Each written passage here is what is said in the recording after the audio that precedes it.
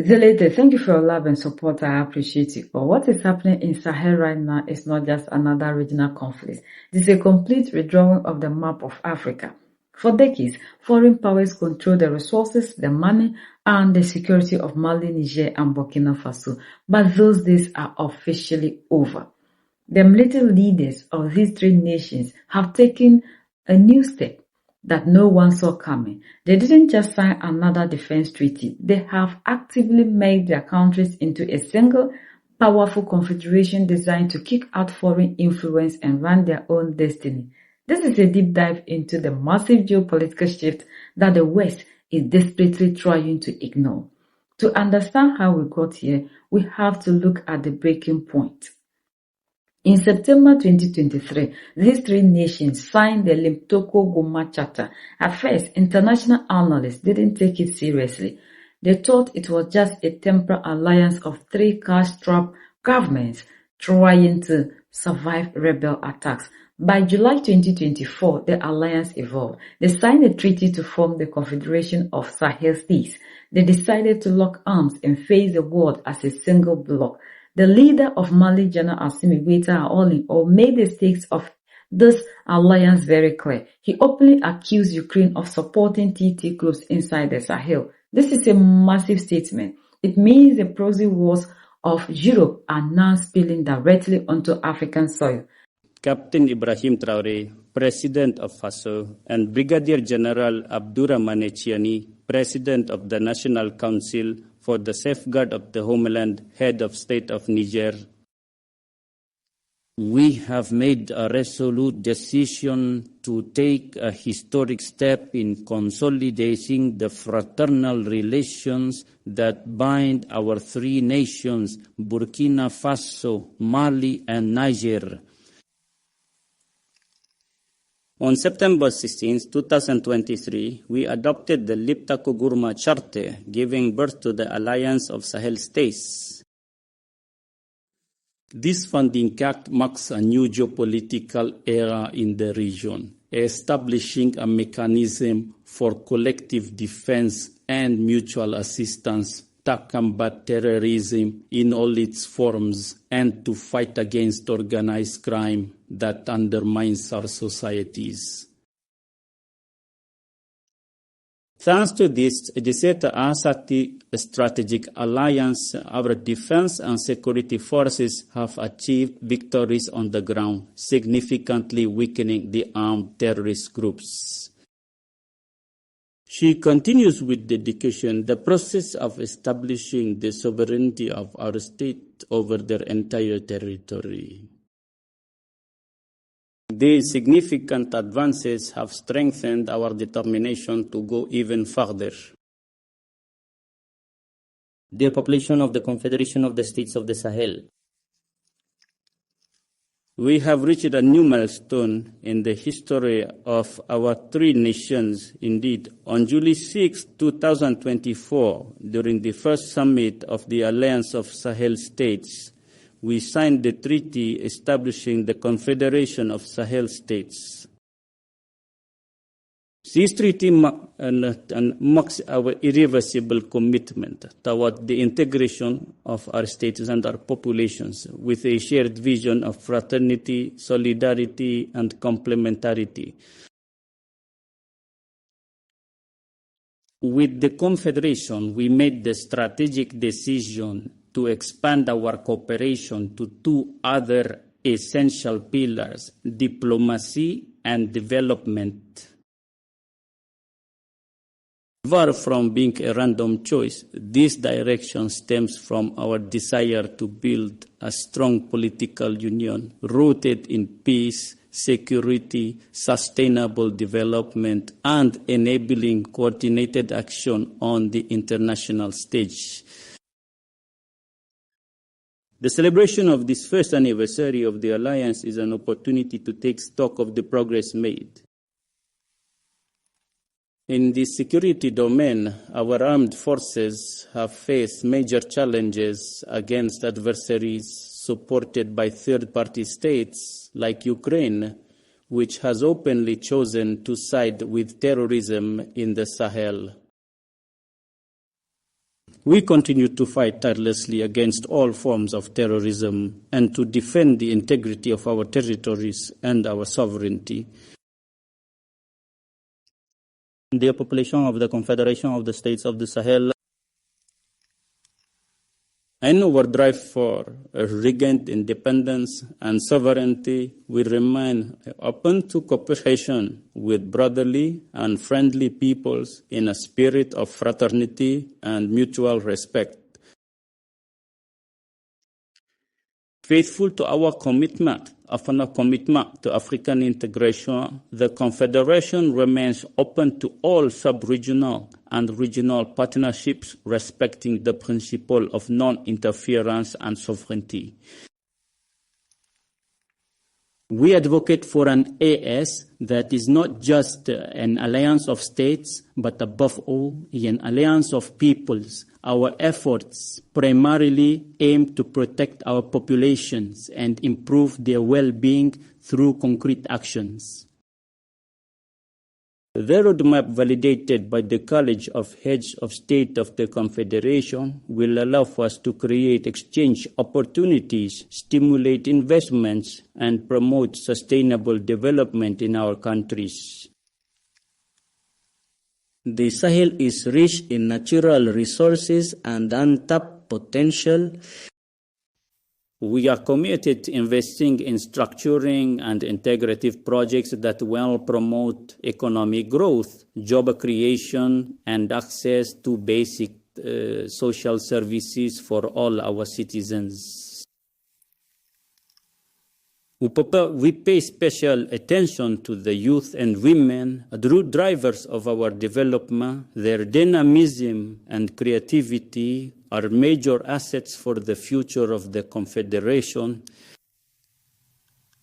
I also want to salute our diasporas who, through their commitment and unwavering support, constitute a solid lever for the AES. dear population of the Confederation of Sahel States, the path traveled is encouraging. The successes achieved in the fields of defense and security are undeniable and have allowed us to expand our cooperation to other key sectors. We are now working to strengthen our economic and social integration by promoting the free movement of goods, services, and people. Our economies are complementary, but they face challenges. That is why we have taken the initiative to pool our efforts in strategic areas such as investments, taxation, and the exploitation of natural resources. the creation of an investment bank and a stabilization fund is underway, and we will work on establishing the infrastructure to enhance the connectivity of our territories through transportation, means, communication networks, and information technologies.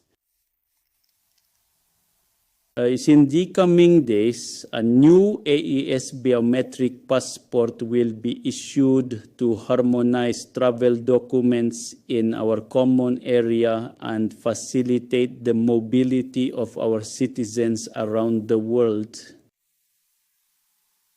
Cultural, sports, and educational projects are also underway to strengthen the unity of our peoples. The creation of a common news channel is also planned to promote a harmonious dissemination of information in our 3 states.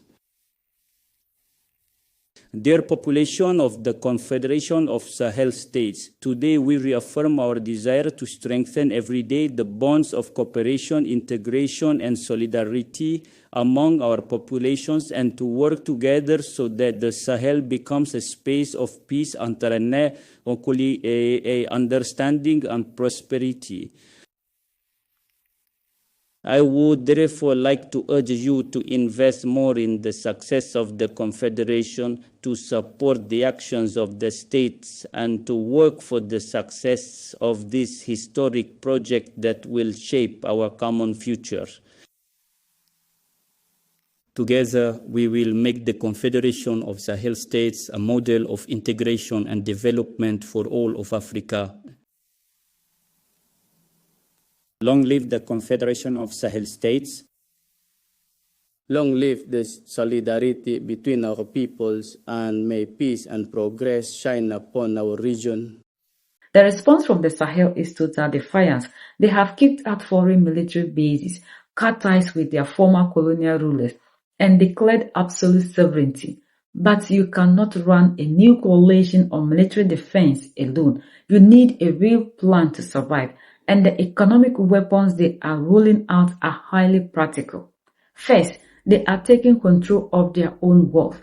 The Sahel has some of the richest deposits of gold, uranium, and lithium in the world. For years, foreign cooperation took the profit while the local population got nothing. Now, the Confederation is creating its own investment bank and a stabilization fund. They are going to fund their own development and stop begging foreign banks for loans.